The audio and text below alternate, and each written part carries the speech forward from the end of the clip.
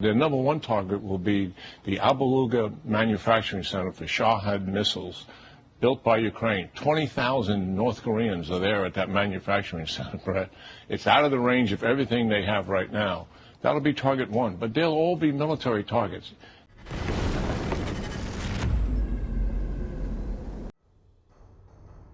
Ukrainian drones attacked a refinery in Kstovo. The L-24/300 facility was likely damaged. On October 16th, Russian and Ukrainian media, including the Cyber Boroshno community, reported explosions and smoke over the oil refinery in Kstovo, Nizhny Novgorod region. Photos from the scene and satellite images indicate that the Lukoil Nizhny Novgorod oil refinery, one of Russia's largest refineries, was hit. According to preliminary data, the L-24/300 hydrotreatment unit was probably damaged. It is responsible for removing sulfur and impurities from gasoline and gas oil fractions before further processing. Nizhny Novgorod-based VZNN.ru reported that in the morning, drones were spotted flying over the Kstovo industrial zone. After that, a fire broke out at one of the processing units on the plant's territory. Lukoil confirmed to RIA that the operation of one of the processing units was temporarily suspended due to the incident. Damage to the hydrotreating unit can significantly complicate the production of high-quality gasoline and diesel fuel. These units are critical to the stable operation of the refinery. The reports of thick black smoke over the refinery, as well as the phrases "plant fire" and "temporary shutdown," coincide with the typical signs of a strike on a specific process unit rather than an accidental fire. This is not the first strike on this facility. On the night of October 5th, explosions and a large-scale fire were also reported here. At that time, some equipment was reportedly damaged, which confirms the systemic nature of the attacks.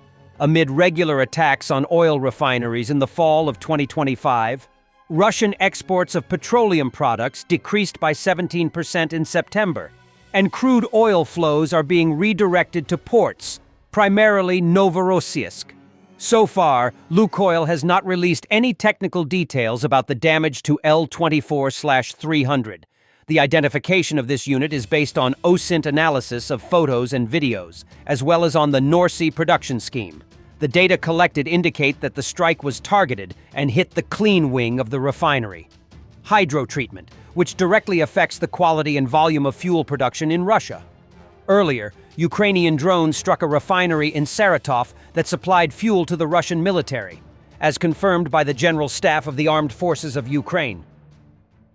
Retired American General Jack Keane, who served as Vice Chief of Staff of the United States Army, stated that if Tomahawks are transferred to Ukraine, their first target would be the drone production center in Yelabuga, Russia, allegedly staffed by 20,000 North Korean workers. Their number one target will be the Abaluga manufacturing center for Shahed missiles built by Ukraine. 20,000 North Koreans are there at that manufacturing center, Brett. It's out of the range of everything they have right now. That'll be target one, but they'll all be military targets. Ukraine is not going to target civilian targets. And what Putin is trying to do with President Trump is the same thing he successfully did with Biden. Threaten escalation if you do X, and there'll be something to come against you as a result of it. And he won that bluff with Biden time and time again. I don't think he'll win it with President Trump. In Russia, a new wave of hatred toward Chechens is flaring up. And this time, the reason seems surprisingly harmless. A central bank vote to choose the image for a new 500-ruble banknote. Yet another attempt by the authorities to distract from economic and social problems has unexpectedly exposed deep-seated interethnic tensions that have been smoldering in the country for decades. Two options emerged as frontrunners in the online voting: Mount Elbrus and the Grozny City Business Center, a symbol of the modern Chechen capital. In the region itself, the campaign has taken on the character of a national project. Authorities, schools, hospitals, and military units have been organized to participate. The process is personally supervised by Ramzan Kadyrov and his administration. This activity provoked a stormy reaction in Russian society. On social media and in the comments under news articles about the vote, more and more people speak of de-Russification, de-Christianization, and conspiracies against Russian symbols. For many Russians, the prospect of seeing Grozny depicted on their national currency has become a symbol of humiliation and the loss of authentic Russian identity. As a result, the central bank canceled the vote. In reality, the conflict around the banknote is just a superficial manifestation of much deeper issues. Hostility toward Chechens has long been ingrained in Russian society. After 2 bloody wars, Moscow never managed to fully subdue Chechnya by force. The region was effectively bought. Annual federal subsidies sent to the republic became a kind of tribute for loyalty. However, much of this money ends up in the hands of Kadyrov's clan and his close circle. Meanwhile, Chechens in Russia are often seen as privileged, untouchable before the law and connected to the FSB and other security agencies. This situation has caused resentment and envy among the rest of the population. Now, as Kadyrov's influence has visibly weakened, that resentment is rapidly turning into open hatred. The Kremlin has increasingly been reminding Kadyrov of his place, limiting his power to the borders of Chechnya. After incidents involving pressure on federal agencies and conflicts in Moscow, it was made clear there will be no more Chechen autonomy in the capital. Moreover, the myth of Chechens as fearless warriors has completely collapsed since the war against Ukraine began.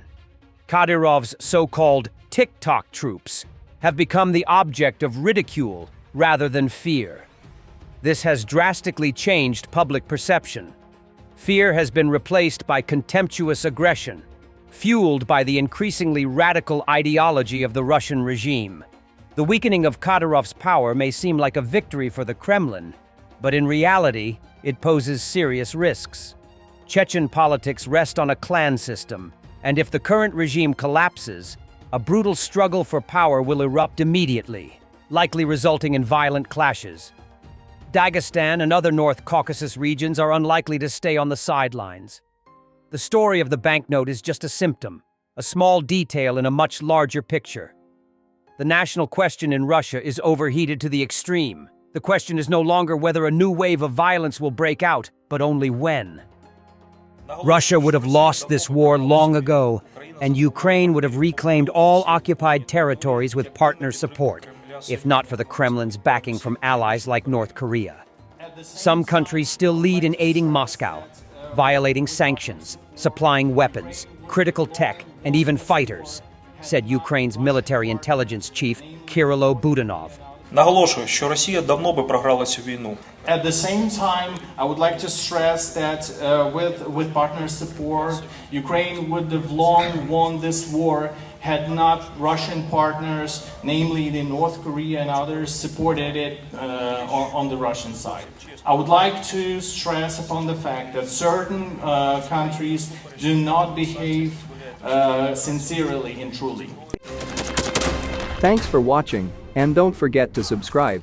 Also, if you want to support Warthog Defense, please become our member and get early access to new videos, exclusive members-only videos, and become administrator in comment section.